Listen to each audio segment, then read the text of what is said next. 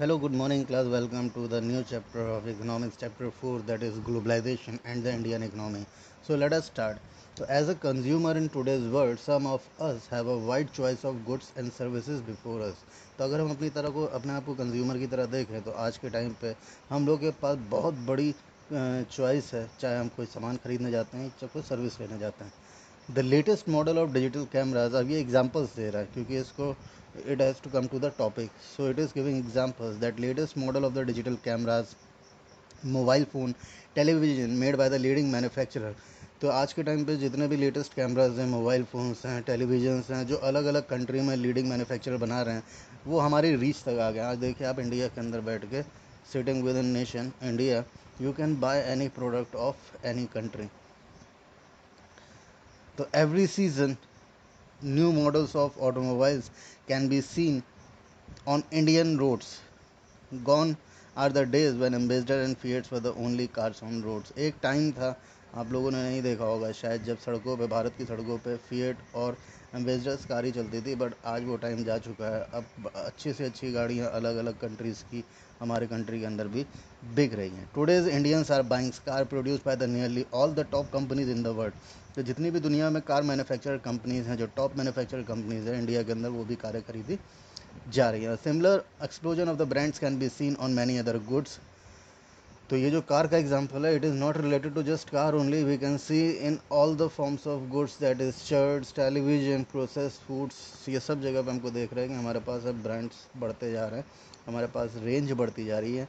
Such wide ranging choices of goods in our market is relatively recent phenomena. तो ये जो wide ranging of choices of goods और services है हमारी market में, ये बहुत पुराना नहीं है. ये अभी एक नया फिनोमिना है जो मार्केट के अंदर देखने को मिल रहा है.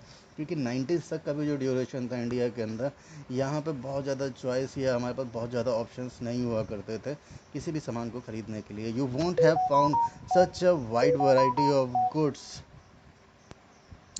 you won't have found such a wide variety of goods in Indian markets even 2 decades back. तो 2 decades मतलब वही 90s के टाइम पे इंडिया के अंदर इतनी वाइड वैरायटी नहीं मिलती थी. In the matter of years our markets have been transform. तो पिछले कुछ सालों के अंदर हमारी मार्केट पूरी तरीके से ट्रांसफॉर्म्ड हो गई है. It means it has changed a lot comparison to 2 decades earlier. How do we understand these rapid transformations? What are the factors that are bringing about these changes, and how are these changes affecting the lives of the people? We shall dwell on these questions in this chapter. So this chapter is regarding about these changes only which we can see in the market, or the transformation which has brought the market totally changed from the earlier times. इसके पीछे what are the factors, क्या क्या factors है जिसकी वजह से ये बदला, about this change, कैसे चेंज हुआ, how are these changes affecting the lifes of the people. तो ये कैसे चेंज हुआ और यहाँ पे लोगों की लाइफ को किस तरीके से उसने बदला, हमारा मेन क्वेश्चन इस चैप्टर को पढ़ते समय यही रहेगा. So let us start with the new topic, that is production across countries. Until the middle of the 20th century, production was largely organized within the country. Middle of the 20th century means duration of 1950s when India was getting independence. After that, जो हमारे यहाँ पे production था, that was largely organized in the country within itself. ये हम लोग बहुत पहले भी पढ़ चुके हैं कि स्टार्टिंग में इंडिया ने ट्रेड को बाहर नहीं बढ़ाया, ट्रेड को विद इन नेशन रखा, क्योंकि हमारे यहाँ की इकोनॉमिकल कंडीशंस बहुत पुअर थी और चाहते थे कि पहले इंडिया इकोनॉमिकली ग्रो करे. इसीलिए इंडिया के अंदर ही प्रोडक्शन को सबसे ज़्यादा जोर डाला गया. What cross the boundaries of this countries were raw material. तो शुरुआत कैसे हुई, कहने का मतलब जब प्रोडक्शन इंडिया के अंदर ही होता था तो दूसरी कंट्री के साथ जो व्यापार है, जो ट्रेड है, जो एक्सचेंज है, इसकी शुरुआत कैसे हुई, शुरुआत हुई थी रॉ मटेरियल से. ब्रिटिशर्स के टाइम पे भी हमने देखा ब्रिटिशर्स इंडिया से रॉ मटेरियल ले जाते थे, उससे गुड्स को मैन्युफैक्चर करते थे और फिर उसको पूरी कंट्रीज़ में बेचते थे. तो raw material, food stuff and finish products, ये सारी चीज़ें एक्सचेंज हुई शुरुआत में. Colonies such as Indian export raw material and food stuff and import finish goods. तो कॉलोनीज़ के कॉलोनाइजेशन के ड्यूरेशन में भी हमने देखा इंडिया का, जब ब्रिटिशर्स इंडिया में थे, इंडिया से रॉ मटेरियल ले जाते थे, फूड स्टफ ले जाते थे, स्पाइसेस वगैरह हमने पढ़ा था, और फिर जो भी रॉ मटेरियल कॉटन ले जाते थे उसे टेक्सटाइल बना के वापस इंडिया में उसको बेचा करते थे. Trade was a main channel connecting distance countries. तो शुरुआत में जो अलग अलग देश हैं उनको जोड़ने का काम किसने करा, ट्रेड ने करा. ये हमने बहुत पहले भी पढ़ा, इंडिया के अंदर सिल्क रूट जब पढ़ते हैं तो silk route was stablish for the trade of silk from China to Middle Asia and India.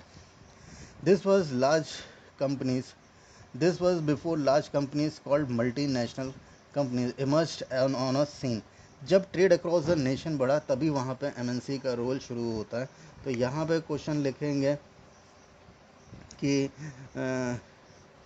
What was the role of MNC in trade across the nation. ठीक, what is the role of MNC कर लेंगे. तो यहाँ से हमको दिखेगा emergence as a scene. कहने का मतलब कि जब ट्रेड अक्रॉस द नेशन बढ़ा तब एमएनसी का इंट्रोडक्शन हुआ. अब एमएनसी क्या है? An MNC is a company that owns or the control production in most of more than one nation. पहली बात तो मल्टीनेशनल है तो इसका मतलब more than one nation. Corporation sector है मतलब सबको जोड़ के जो काम करता हूँ. तो मल्टीनेशनल मतलब more than one national. Corporation sector मतलब जो सबको कॉरपोरेट करके काम करता हूँ. तो एमएनसी वही होता है जो एक से ज़्यादा कंट्रीज़ के अलग अलग कंट्रीज़ के ऊपर कंट्रोल करता है उसके प्रोडक्शन पे. MNC setup offices and factories for the production in region where they can get cheap labor and other resources. This is done so that the cost of the production is low and the MNC can earn greater profits. Considered for the following example. बस सीधी सी बात है कि MNC क्या करता है, जहाँ पे जो चीज़ सस्ती है, कहीं पे अगर मान लीजिए लेबर सस्ती है तो वहाँ से वो लेबर का काम लेगा. कहीं पे रॉ मटेरियल सस्ता है तो वहाँ से रॉ मटेरियल लेगा. कहीं पे प्रोडक्शन कॉस्ट कम आएगी वहाँ पे. कहीं पे मार्केट अच्छी होगी तो वहाँ पे उसको बेचेगा जाके. इससे क्या होगा, एमएनसी एक अच्छा प्रॉफिट क्रिएट करेगा और वो प्रॉफिट जो है वो सब में शेयर करेगा. तो अगर एमएनसी की बात करें मल्टीनेशनल कॉर्पोरेशन सेक्टर, तो इनडायरेक्टली वो तीनों चीज़ पे कंट्रोल रखता है. आपका प्राइमरी सेक्टर पे, सेकेंडरी सेक्टर पे और टेरिटरी सेक्टर पे. वो रॉ मटेरियल के प्रोडक्शन को भी बढ़ाने के लिए फार्मर्स को मोटिवेट करता है. वो प्रोडक्शन को बढ़ाने के लिए इंडस्ट्रियलिस्ट को मोटिवेट करता है. और वो मार्केट एक्सपेंशन के लिए आपने देखा होगा कि मार्केट पूरी तरीके से ट्रांसफॉर्म्ड हो गई है. अब बड़े बड़े मॉल्स बन गए, एक ही जगह पे आपको सारी चीज़ें मिलने लगी हैं. That is also the part of MNC. MNC सारे सेक्टर्स को इम्प्रूव कर रहा है ताकि प्रोडक्शन को बढ़ाया जा सके, प्रॉफिट्स को बढ़ाया जा सके और वो प्रॉफिट्स को तीनों में शेयर किया जा सके. इसको एक एग्जांपल के थ्रू एक्सप्लेन करने की कोशिश करिए. Spreading of from production by an MNC. तो एज आई हैव टेल कि जो मल्टी नेशनल कॉर्पोरेशन सेक्टर है वो आपका प्राइमरी, सेकेंडरी और टेरिटरी सेक्टर तीनों पे कंट्रोल रखता है. उससे रिलेटेड एक एग्जांपल है the spreading of production by an MNC. A large MNC, एक बड़ी MNC multinational corporation sector producing industrial equipments, जो कि इंडस्ट्रियल इक्विपमेंट्स बनाती है. Design it's product and research centre, तो पहले उन इक्विपमेंट्स को डिज़ाइन करती है कहाँ पे, यूएस में. ठीक, फिर then has a component manufactured in China, उसका मैन्युफैक्चर कहाँ कर रही है, चाइना में. These are then ship to Mexico and Eastern Europe where the products are assembled, फिर उनको असेंबल कहाँ किया जा रहा है, मैक्सिको और ईस्टर्न यूरोप में. And are finish products are sold all over the world, और जो प्रोडक्ट बन के आता है जो कि क्या आपका था, आपका इंडस्ट्रियल इक्विपमेंट, फिर उसको पूरी दुनिया में बेचा जाता है. Meanwhile the companies customer care is carried out through call centres located in India. और जो कस्टमर्स बनेंगे उनकी कस्टमर केयर के लिए किस पे डिपेंड करता है, इंडिया पे. तो आप देखेंगे यहाँ पे रिसर्च कहाँ हुआ, यूनाइटेड स्टेट्स में. प्रोडक्शन कहाँ हुआ, चाइना में. उसका असेंबल कहाँ किया गया, मैक्सिको, ईस्टर्न यूरोप में. और उसको सर्विस कौन दे रहा है, उसको इंडिया सर्विस दे रहा है. तो जहाँ पे जो चीज़ मल्टीनेशनल कॉरपोरेशन सेक्टर को सस्ता पड़ रहा है, इफेक्टिव पड़ रहा है, कॉस्ट इफेक्टिव पड़ रहा है ना, एफिशिएंट पड़ रहा है, कॉस्ट एफिशिएंट सॉरी, तो वो वहाँ पे उस चीज़ को प्रोड्यूस कर रहा है या वहाँ पे वो काम ले रहा है जिससे कम से कम कॉस्ट आए. तो इंडिया जो है वो सर्विस सेक्टर में आ गया है. इसीलिए आप देखेंगे इंडिया के अंदर एक टाइम पे बहुत सारे कॉल सेंटर्स थे क्योंकि वो अलग अलग फॉरेन कंपनीज़ को, है ना, यहाँ पे सर्विस दे रहे थे. इंटरनेशनल कॉल सेंटर्स आपने सुना होगा. So let us come down. In this example, MNC is not only selling its finished products globally, but more important, the goods and the service are probably produced globally. As a result production is organised in increasing complex way. तो आप देखेंगे जो MNC है इस example के अंदर is not only selling a finish product globally, but more important the goods and the services are produce globally. तो खाली सामान ही नहीं बेच रही है, उसको पूरे ग्लोबली प्रोड्यूस भी कर रही है. आज आप देखेंगे कि आईफोन ही है मान लीजिए, तो आईफोन देखिए धीरे धीरे इंडिया के अंदर भी मैन्युफैक्चर होने लग गया. क्यों? क्योंकि वहाँ पर उसको एक मैन्युफैक्चरिंग सेंटर मिला, यहाँ पर उसको रॉ मटेरियल, चीप लेबर, जो भी उसको उसके लिए इनपुट चाहिए वो सारे इंडिया के अंदर मिलने लगे. तो production is organised in increasingly complex way. तो यहाँ पे प्रोडक्शन जो है वो धीरे धीरे कॉम्प्लेक्स होता जा रहा है क्योंकि पूरे वर्ल्ड के अंदर कहीं से रॉ मटेरियल आ रहा है, कहीं पे प्रोडक्शन हो रहा है, कहीं पे सेल हो रहा है, कहीं से सर्विस हो रही है, कहीं पे असेंबल हो रहा है. ये धीरे धीरे बढ़ता जा रहा है. The production process is divided into small parts and spread out across the globe. In above example, China provides the advantages of being chief manufacturing location. Mexico, Eastern Europe are useful for the closeness to the market in US and Europe. India has highly skilled engineers who can understand the technical aspects of the product. It also has educated English speaking youth who can provide customer care services. तो वही मैंने कहा, जहाँ जहाँ पे उसको जो जो चीज़ें चीप पड़ रही है, जो इफेक्टिव पड़ रही है ना, तो रिसर्च उसने यूएस में करी, प्रोडक्शन उसको चाइना में चीप पड़ा है. मैक्सिको, ईस्टर्न यूरोप क्यों चुना है उसने? क्योंकि वहाँ से यूएस और यूरोप की मार्केट पास थी, तो वहाँ पे जाके उसको असेंबल करके वहाँ पे ही सबसे ज़्यादा बेचा. इंडिया के अंदर उसको इंजीनियर्स मिले जो उसको इस प्रोडक्शन में हेल्प करते हैं. साथ ही साथ टेक्निकल एस्पेक्ट्स में यहाँ से उसको सर्विस बेटर मिली, क्योंकि इंडिया के अंदर एक बहुत बड़ी यूथ है जो इंग्लिश स्पीकिंग यूथ है. यहाँ से उसको कस्टमर केयर सर्विसेज मिली. And all the probably can mean 50 to 60% cost saving for the MNC.